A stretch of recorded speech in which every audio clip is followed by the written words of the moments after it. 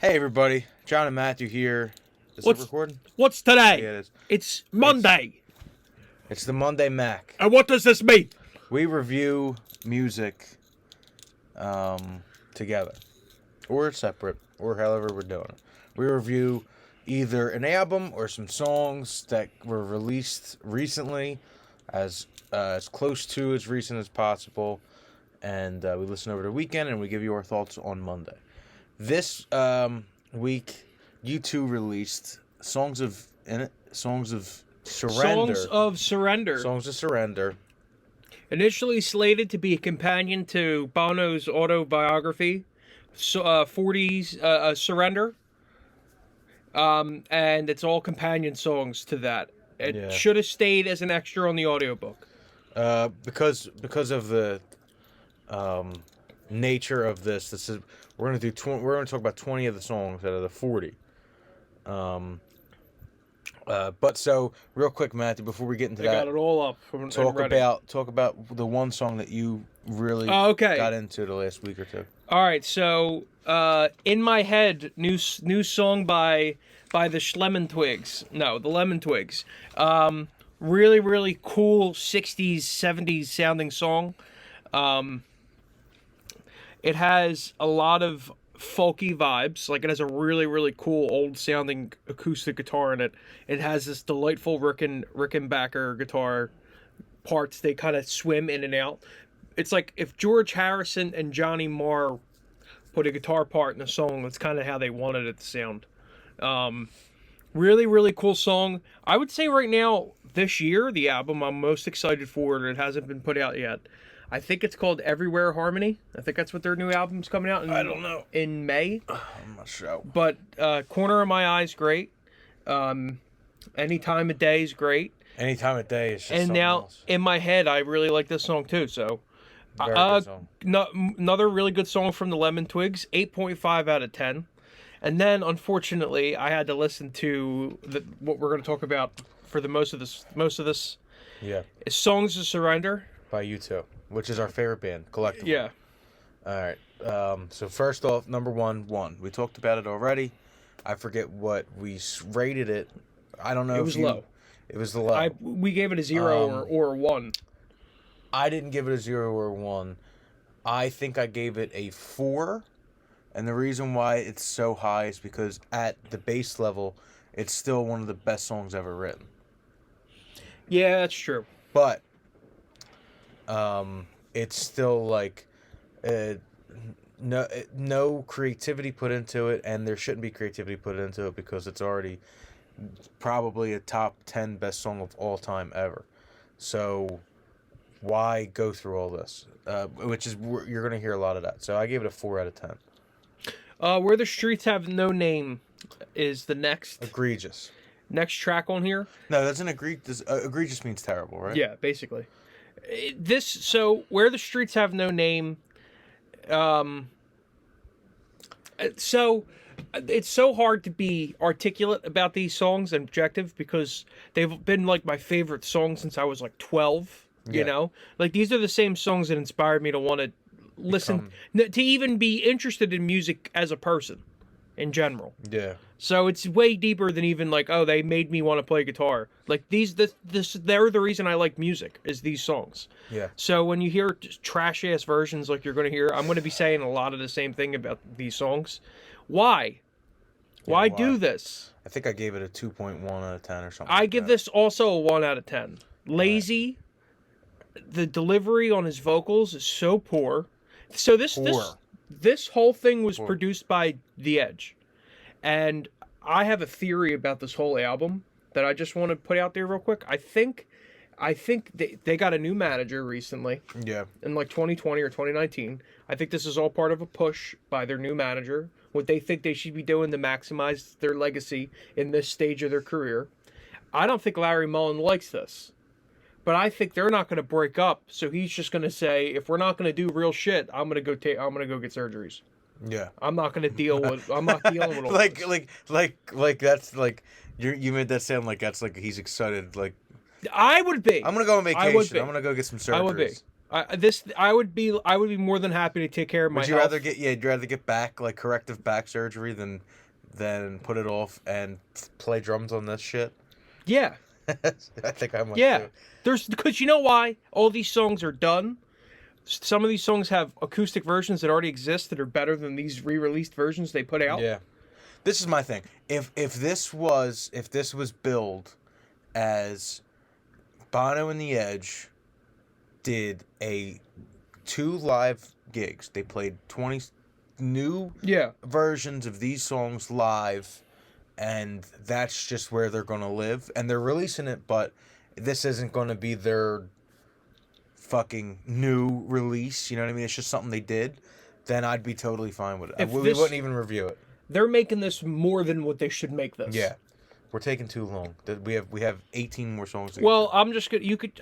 Stories for Boys. Very plain piano version of a song that I don't really care for so much. So I wasn't like totally offended, but it's boring. 3 out of 10. 11 o'clock TikTok. I really like the real version of this song. Yeah. I actually thought that this was cool. Like if they were gonna do U2 Cirque du Soleil or whatever, Cirque du Soleil, however you pronounce it. This would be like the intro. The intro actually in my mind was like, this is what they wanted to do, but they should have only done this for 10 of the songs. They should have did it for 5 I out was of the thinking 40 the same songs. thing. If they did 5 or 10 songs, and all songs that aren't Streets Have No Name in One and With or Without You, the biggest songs of all time, then this would have been an interesting, cool thing that they did. I still probably would have liked the originals better, but actually, if you look at all the songs, this is the only one I liked so far out of the first. Yeah. So 11 o'clock this was TikTok. An interesting one. I give it a 4 out of 10 for creativity, but I still see no reason why they had to do a remake of this song.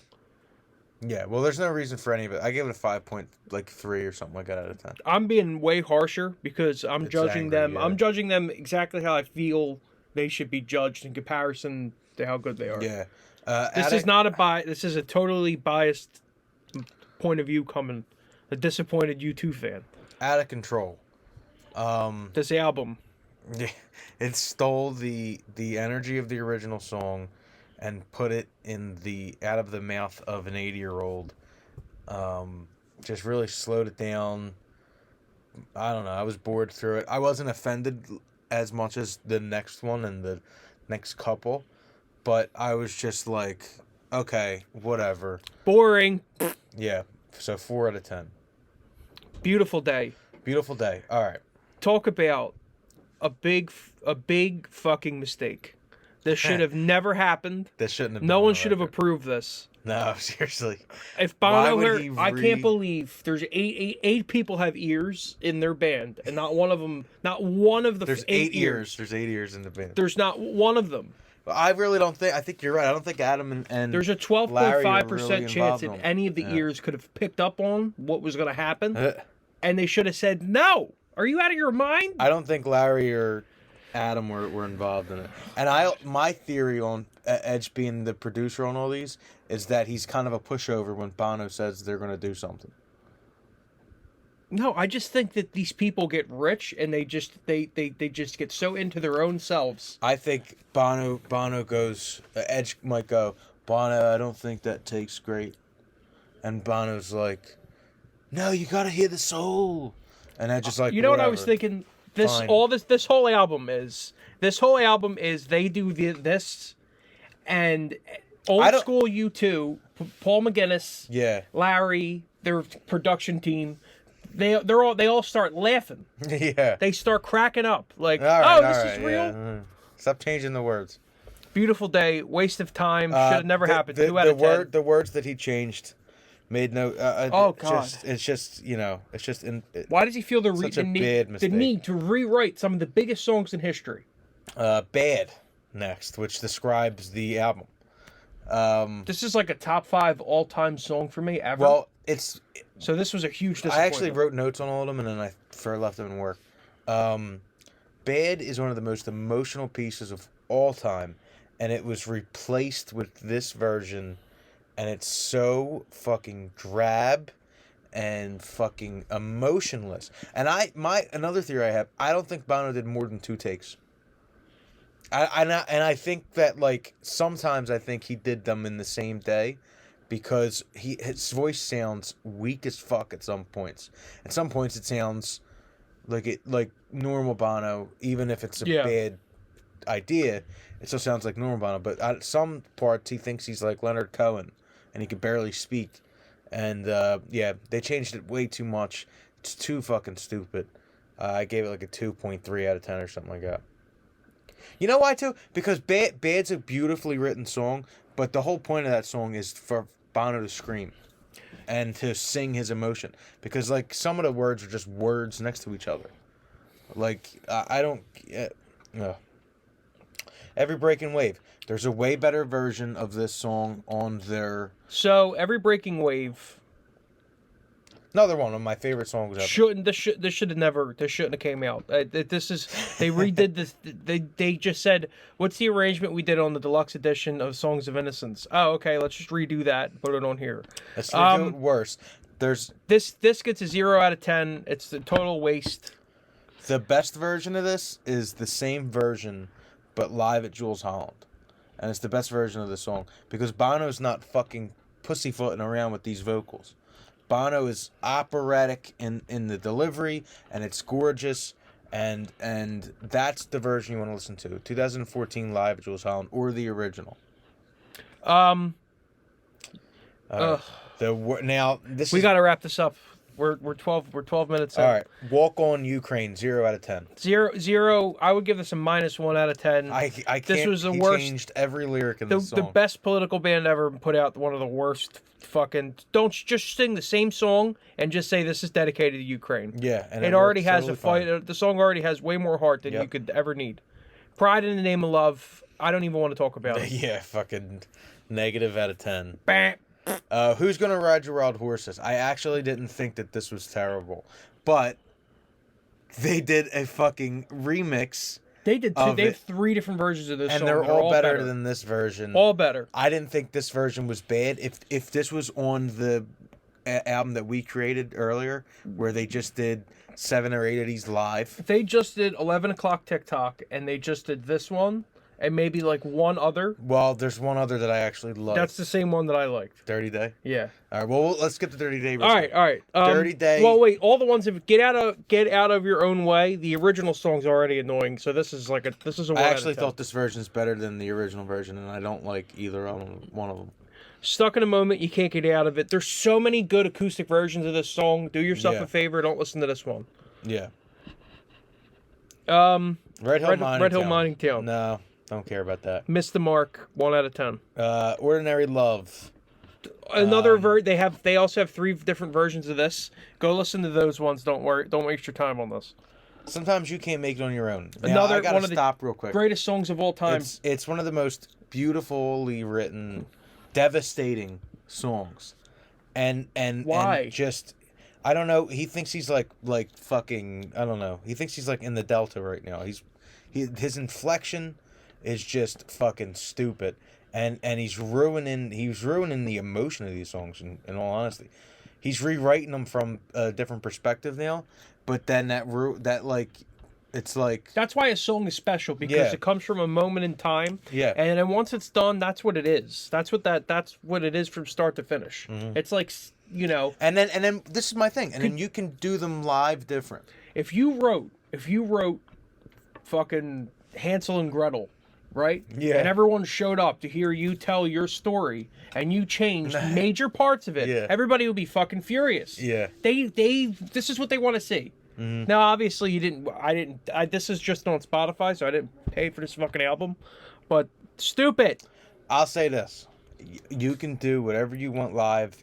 You say this is a special occasion, and then people can come out and see that. You know what I mean? I agree. And then maybe you make it a live album and then you put it out. Because I'll tell you, this is a watching dead album. the Letterman special where Mm-hmm. they did perform some of these songs, I didn't hate the songs because it's live. There's an orchestra. We know what we're being billed. It's Bono Yeah. and the Edge doing different versions of their songs, right? I thought the production for this for U2 for U2 Oh my god, release the production. was We god didn't awful. talk about the actual God awful for a U2 the release. engineering and shit is fucking bad.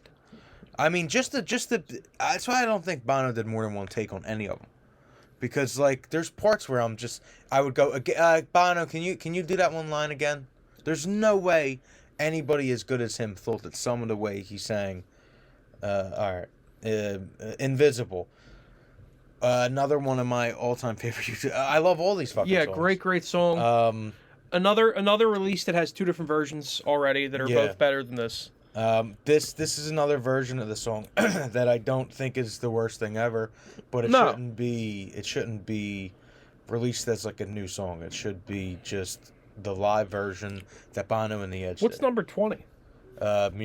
City of Blinding Lights. Oh, okay. Dirty Day. Dirty Day was good. This was good. Dirty Day was really good. Yeah, this was good. It wasn't great. It was just good. Yeah, Dirty Day was nice. This is the only song that I thought was not lazily done. Every other song was so lazily done. Yeah. And lazily produced. This actually has some merit to it. Yeah. So I actually gave this, you ready? So I think Dirty Day, the song itself, is like an 8.6 out of 10. Mm-hmm. I gave this a 7.3 out of 10. That's very impressive. Yeah. I didn't give this a number. I just said, this isn't too bad. I'm not entirely upset that I heard them remake this, but it also still didn't need to exist. If they put that out as a standalone single, the Dirty Day, the Song of Surrender version of Dirty Day. Yeah, that's that'd be cool. The only thing they put out, I'd be like, oh, I'm excited to hear what they do next. All right. The Miracle, Joey Ramone. Oh my God. What was this all about? They changed the chorus. Yeah, completely. What was it? You know what's crazy? Fucking terrible. Some of these newer U2 songs on their last two albums, some of them, like The Miracle, Joey Ramone, took a little bit to grow on me. But once they did, I was like, you know what? It's a beautiful song. I slept on this song. Yeah. This is a really well-written song, start to finish. I really like it. Normal song, I'd probably also give this like an 8. This was I was just like, what? They changed the chorus so much, and they made it this like... They made it some bullshit. Fuck that. Fuck this version of this great song. City of Blinding Lights. All right, number 20. One of the most impactful songs for my... You know why this was so disappointing? Because my love and enjoyment of U2, especially for like the How to Dismantle an Atomic Bomb and All That You Can't Leave Behind era, just those two albums particular is, I almost read the lyrics and enjoy the songs like philosophy. Yeah. And City of Blinding Lights has a lot of those elements. The more you see, the less you know. Blessings are not just for the ones who kneel, luckily. Yeah. There's like so many things that are really great things to have, really great things to remember, great sayings, great lyrics, such sonically impressive music. Some of like you would include music like this if aliens came down. You would include this type of thing to say this is how humans can express themselves. Yeah. And then they do versions like this where you're like, there's already really good acoustic versions. Why didn't they just compile like this from Milan in 2005? Yeah. You know what I mean? Like, what are they doing? What was the point of this? I don't deserve to I give upset this people. I give this 2 Ys out of 10. 2 what? 2 Ys. Like, why would you do this? 2 Ys out of 10. Well, we got part 2 next week. Listen, if you made it this far, thank you so much. Please like and subscribe. We have a new song coming out the 24th. It's called March Country 24th. Woman. And then we have a gig the night after in Manayunk called...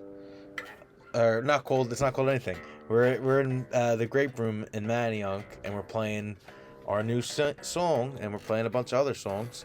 I'm practicing. Come out. I'm rehearsing for it. Right now. Don't listen to U2's new album. Go listen to our new single. The 24th. And come watch us play. We got 5 live on new the 24th. subscribers, so if you did watch this, thank you for watching. If you've seen me talk shit in the comments sometimes, that's what I gotta do. We have a good time. Yeah, that's what it's all in good fun. Come out and comment in real life to us at the Grape Room. Yeah. Come tell us how much you hate us in real life. All right, like and subscribe. Thank you. Bye-bye.